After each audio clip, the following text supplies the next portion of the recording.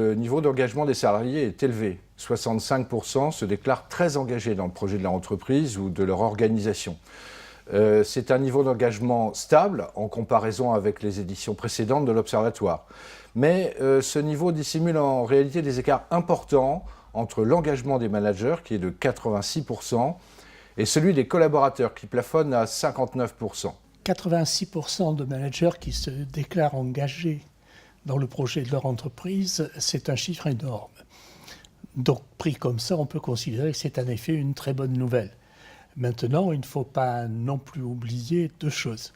La première, c'est que c'est du déclaratif. Donc, il resterait à savoir ce qu'ils appellent engagés. Et plus généralement, c'est vrai qu'il faudrait définir ce que l'on appelle l'engagement dans l'entreprise. C'est le fait de mettre dans son travail plus que ce que l'on est supposé faire ou ce qui est défini dans sa fonction ou ce qui est défini dans son contrat de travail. Si on le prend comme ça, c'est vrai que 86% est un chiffre tout à fait considérable. Il y a un sujet qui fait la différence, c'est le soutien managérial. Aussi bien chez les collaborateurs que chez les managers. Et ce soutien s'exprime dans l'action quotidienne. C'est un marqueur de l'engagement. Par exemple, les managers très engagés nous disent à 84% qu'ils peuvent compter sur le soutien de leur hiérarchie, alors que seulement 34% des managers désengagés partagent cet avis. Et c'est exactement pareil du côté des collaborateurs. Votre enquête montre donc qu'un des facteurs principaux qui vont permettre aux managers ou aux autres d'être engagés au travail, c'est le soutien de leur propre management.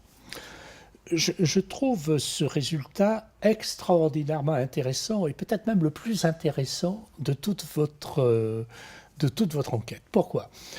Parce que le management a tendance à petit se psychologiser. Ce que je veux dire par là, c'est que tous les comportements que peuvent avoir les gens sont toujours interprétés en termes individuels, de psychologie individuelle. Ainsi, par exemple, le management, l'engagement dépendrait de la disposition d'esprit des uns et des autres. Certains auraient naturellement, psychologiquement, une tendance à s'engager et d'autres, les mauvaises têtes, entre guillemets, ne s'engageraient pas. Ce que montre votre résultat, c'est totalement différent. C'est-à-dire que l'engagement est un phénomène, si vous me permettez cette expression, systémique.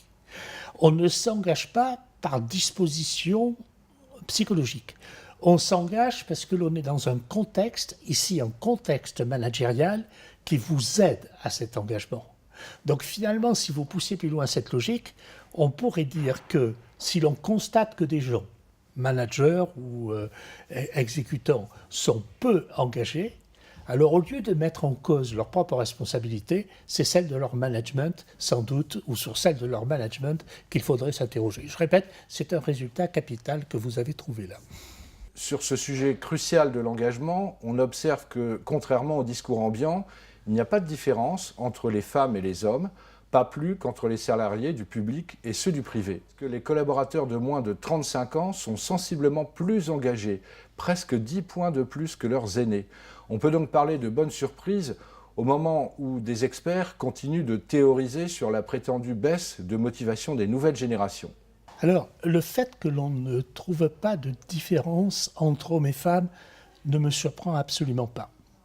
Dans les propres études que moi j'ai pu faire, la variable du genre n'a jamais été une variable pertinente pour comprendre ce que font les acteurs, comment ils réagissent, comment ils agissent, etc.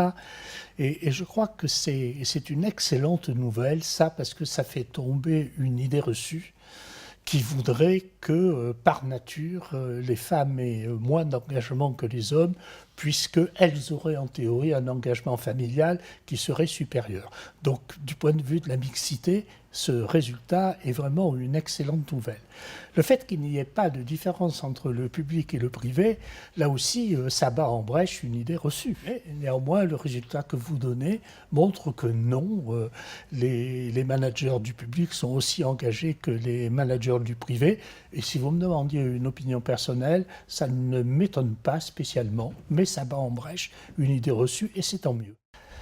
Alors c'est quelque chose qui peut surprendre parce que on a le sentiment, ou ce que l'on sait maintenant sur ce que l'on appelle la génération Y ou les millennials, comme on dit, on a le sentiment qu'ils ne viennent pas chercher dans le travail ce que leurs parents, ou même leurs grands-parents d'ailleurs, venaient y chercher. Et en particulier, les parents et les grands-parents venaient y chercher la réalisation d'eux-mêmes, et le travail était l'endroit où l'on pouvait réaliser toutes ces aspirations. Aujourd'hui, ça n'est plus le cas. En revanche, ce que note le résultat que vous proposez, c'est que néanmoins, ça ne les empêche pas d'être engagés dans le travail. Alors, je peux peut-être le comprendre dans la mesure où ces jeunes qui arrivent sur le marché du travail, même s'ils n'ont pas les mêmes aspirations que ceux qui les ont précédés, ils savent bien qu'ils arriveront à faire une carrière en s'engageant fortement, ce qui leur permettra une mobilité vers d'autres entreprises ou vers d'autres fonctions. Donc c'est peut-être comme cela que l'on peut l'interpréter.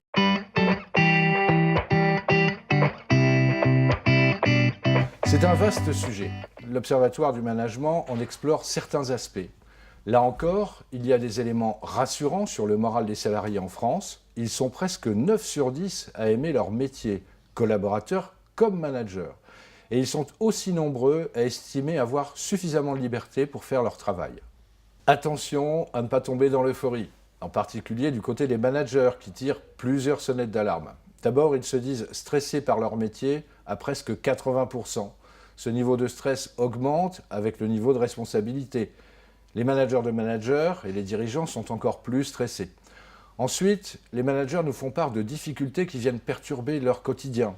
C'est un cocktail détonnant de pression du court terme, de directives contradictoires, du reporting et aussi de manque de moyens pour motiver les plus performants.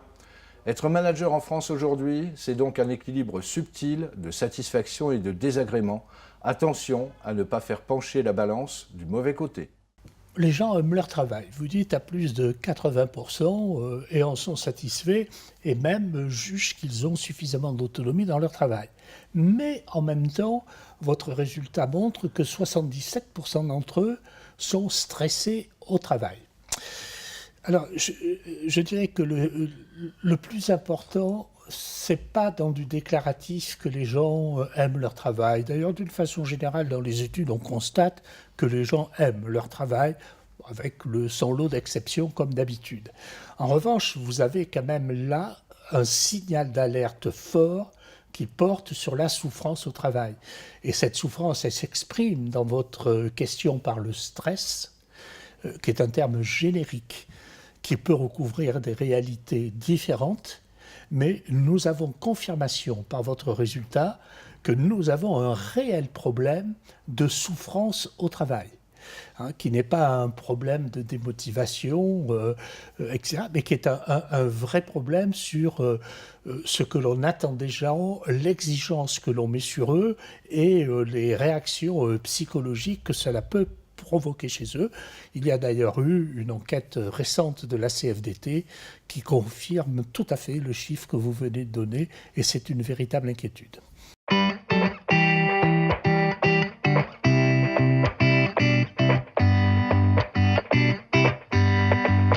Il y a un débat sur la qualité du management.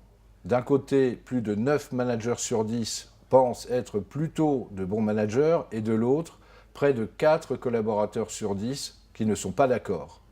Il faut regarder du côté des collaborateurs désengagés. Ce sont eux qui creusent l'écart. Ils portent en effet un regard particulièrement sévère sur le management.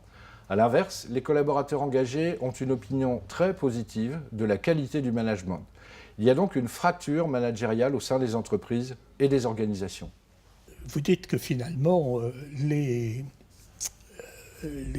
salariés considèrent que les managers sont beaucoup moins bons que les managers ne se considèrent eux-mêmes.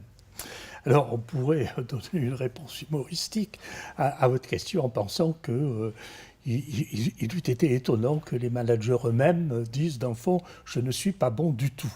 Voilà. Ça ne se passe pas comme ça. Par contre, on pourrait interpréter les chiffres que vous avez donnés d'une façon très positive. finalement en se disant qu'il y a une énorme attente des collaborateurs vis-à-vis de leur manager.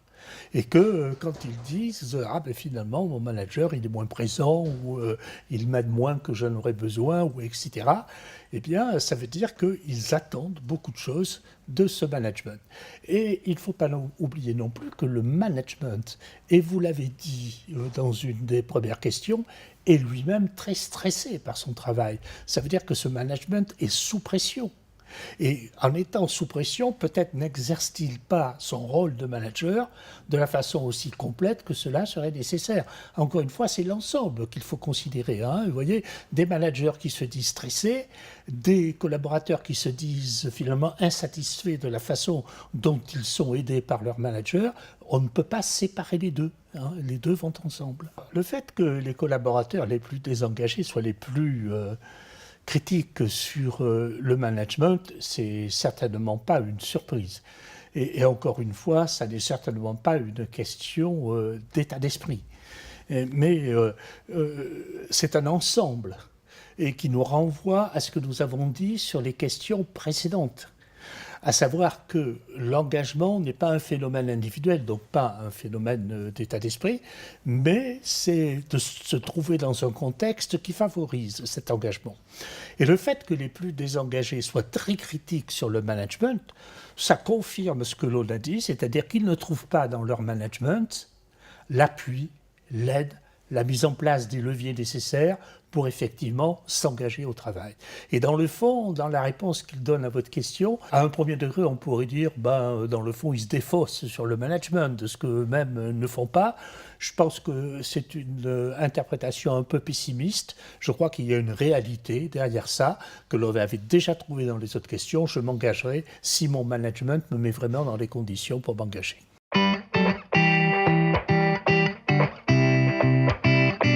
Une part importante de managers, c'est-à-dire plus de 40%, trouvent que la répétition des changements finit par décourager les collaborateurs les plus motivés. Et ces mêmes managers se trouvent démunis pour mener un énième projet de transformation. Les managers en ont, dites-vous, marre de tous les changements. J'utilise volontairement ce mot. Il faut bien comprendre pourquoi. C'est que, malheureusement, je vais dire, les changements se multiplient dans les entreprises. Je veux dire, c'est un phénomène permanent, les changements. Le problème qui se pose, c'est que ce que l'on change dans les entreprises, ce sont les structures. On passe son temps à changer des structures. Et le fait de changer des structures a une double caractéristique, c'est-à-dire ça fait bouger les gens, ils dépendent de ceci, ils dépendent de cela, ils dépendent d'autres choses. Et en même temps, comme ils ne sont pas naïfs, ils voient bien que le fait de se contenter de changer les structures ne change pas grand-chose aux façons de travailler.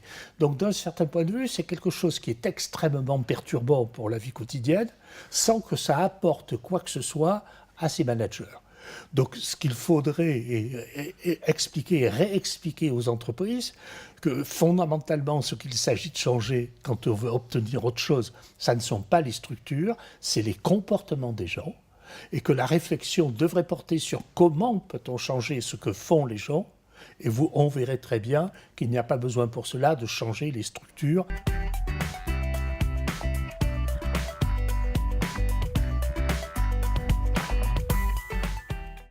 Cinq enseignements. 1. Les managers sont bien ancrés dans leur rôle et se sentent fortement engagés dans le projet collectif de l'entreprise. C'est un point très positif, très encourageant. 2. Les collaborateurs aiment leur métier. Ils disposent d'assez de liberté pour l'exercer. 3. Le soutien managérial à tous les échelons de l'entreprise est vital pour un engagement durable. 4. L'équilibre entre la performance opérationnelle et le bien-être des équipes dépend avant tout de la qualité du management. Et 5. Pour réussir leur transformation, les dirigeants vont devoir ajouter du followership à leur leadership. En période de changement, l'attention portée aux managers et aux équipes est aussi importante que la pédagogie.